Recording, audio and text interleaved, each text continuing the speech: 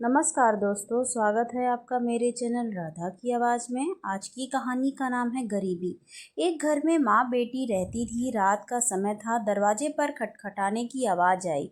माँ और बेटी बहुत गरीब थे, छोटे से घर में रहते थे। बेटी ने दरवाज़ा खोला तो वहाँ पर कोई नहीं था। नीचे देखा तो चिट्ठी पड़ी हुई थी।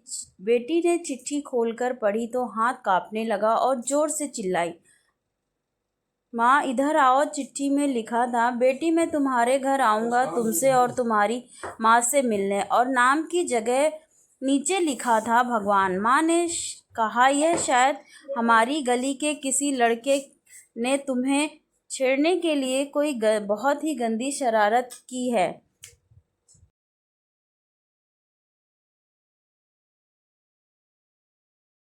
लेकिन बेटी को माँ की बात पर यकीन ही नहीं हो रहा था। बेटी बोली, माँ पता नहीं क्यों मुझे यह सच लग रहा है। माँ को मनाकर बेटी और माँ दोनों तैयारी में लग गई। घर भले ही छोटा सा था लेकिन दिल बहुत अमीर था। घर पर एक चटाई थी, मेहमानों के लिए थे। निकाल कर बिछा दी और रसोई में जाकर देखा तो खाने का एक दाना भी नहीं था। बेटी और माँ दोनों गहरी सोच में पड़ गए। यदि भगवान सच में आ गए तो खाने में कुछ नहीं दे पाएंगे। आगे पीछे का कुछ नहीं सोचा। बचत के 300 रुपए बेटी के पास थे। पैसे लेकर वे दोनों छाता और कंबल लेकर किराने की दुकान के लिए निकल पड़े। बारिश होने वाली थी और ठंड भी बहुत ज़्यादा थी। एक पैकेट दूध, एक मिठाई का बॉक्स और कुल 200 रुपए की चीज़ें खरीद कर वापस लौट आए, क्योंकि उन्हें लगा शायद भगवान घर पर पहुंच गए होंगे। घर से थोड़ी दूर पहुंची तो देखा कि जोर से बारिश शुरू हो गई और सड़क किनारे एक पति पत्नी खड़े थे और ऑटो पास से गुजरा तो लड़की ने देखा उनके हाथ में एक छोटा सा बच्चा रो रहा था। स्थिति कुछ ठीक नहीं लग रही थी। ऑटो घर के दरवाजे पर पहुंचा। माँ ऑटो से उतरी थी कि बेटी से रहा नहीं गया। बोली, ऑटो वाले भैया जरा ऑटो को उनके पास ले चलो। जाकर देखा तो बच्चे को तेज बुखार था और उनके पास खाने के लिए कुछ नहीं था।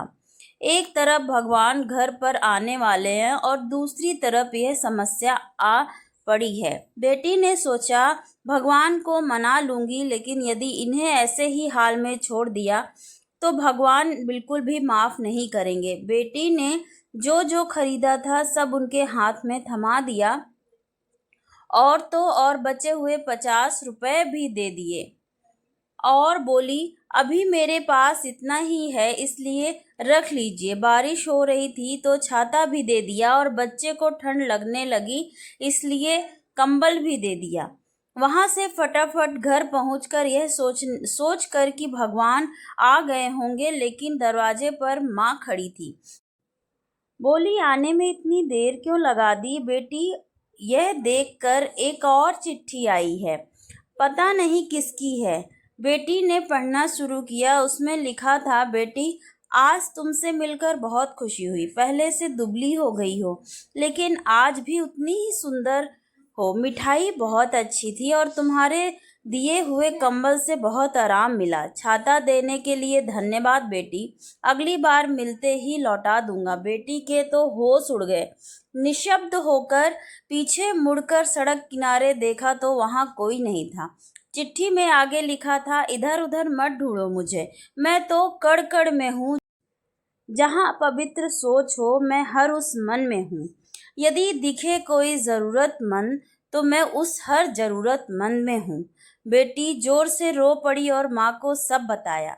दोनों बहुत भावुक हो गए और पूरी रात सो नहीं पाए।